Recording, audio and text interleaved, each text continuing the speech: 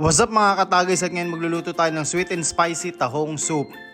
At yan ang mga ingredients: sibuyas, bawang, luya, sili, asukal, magic sarap, sarap talaga yan.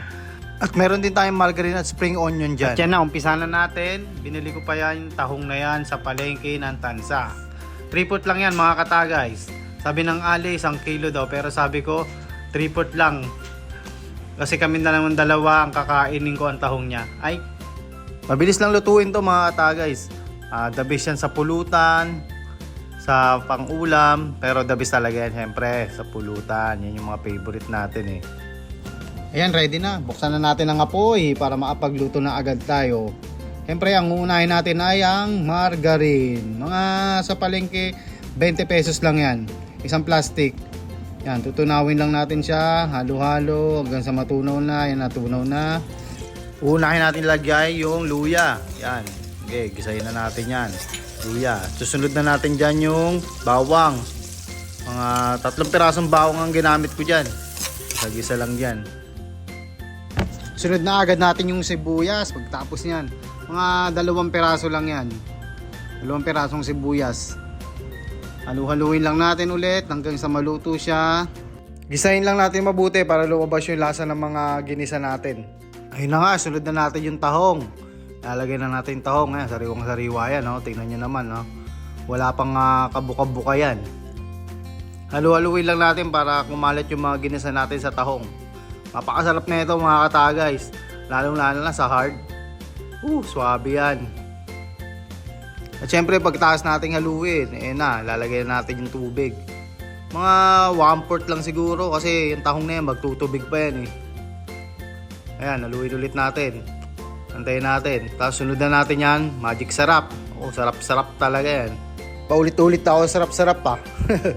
Ayan na, sunod na natin yung asukal. Yan, mga 2 kutsara siguro, pwede na yan. Yan, haluin lang ulit natin. Kung familiar kayo sa lasa na nagbebenta ng mais sa kanto, yung mga butil-butil na mais, halos ganyan yung lasa niyan, halos kalasa niyan. Kaso nga lang ito, tahong na version. Tapos yan, tatakpan na natin mga tagas, hintayin lang natin kumulo. Ayun na, kumulo na siya. Buksan na natin yung kawali. Ayun, nagsibukahan na. Taglitan lang yan mga tagas, mga 7 to 10 minutes mga tagay, okay na yan. Yan, ilagay ko na paminta. Tapos susunod na agad natin dyan yung green na sili, siling haba. Tapos susunod na rin natin yung siling pula. Yun, pampasarap. Masarap yung may anghang-anghang talaga. Para paghigop mo ng sabaw, suabe. Sunod na rin natin yung spring onion. Yan. Buhusan natin lahat yan. Napakasarap na ito mga katagis. Saglitan na luto lang. Pwede mong ihain sa mga tropa mo na siyempre mahinginom dyan. At saka napakamura lang na ito. Hindi na magkano lang man yung tahong sa palengke. 100 lang yata yan, 1 kilo. Ihain mo sa mga tropa natin, solve na agad yan. 1 higop, 1 tagay. Tayo na, tinakpan na natin. Yun, tapos buksan na natin yan. Luto na yan. Madali pa sa easy.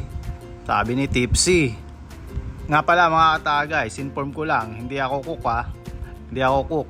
Isa lang akong simpleng manggagawa. Yung mga niluluto natin dyan mga katagis ha, sarili natin version yan. Kaya yung mga magagaling at maiinam magluto dyan, bahala kayo dyan. Ayan na, isasali na natin. Kita mo naman, yan napakasarap niyan. Sabaw pa lang, tsura pa lang, ang ganda ng buka. Isip-sipin mo na lang yung sabaw, hihigupin mo pala. Huwag masyadong i-overcook mga katagay yung tahong kasi lumiliit yan. Kaya sabi ko nga, saglitan lang yan. At yun nga mga katagay, tapos na yung niluto nating sweet and spicy na sinabawang tahong. O diba napakadali lang? Napakadali pa sa easy.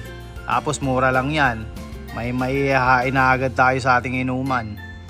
Hindi yung puro chichirya at sipo lang.